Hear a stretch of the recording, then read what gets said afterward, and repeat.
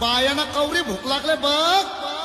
अग साजने माझ्या बाया भूकल्यान ग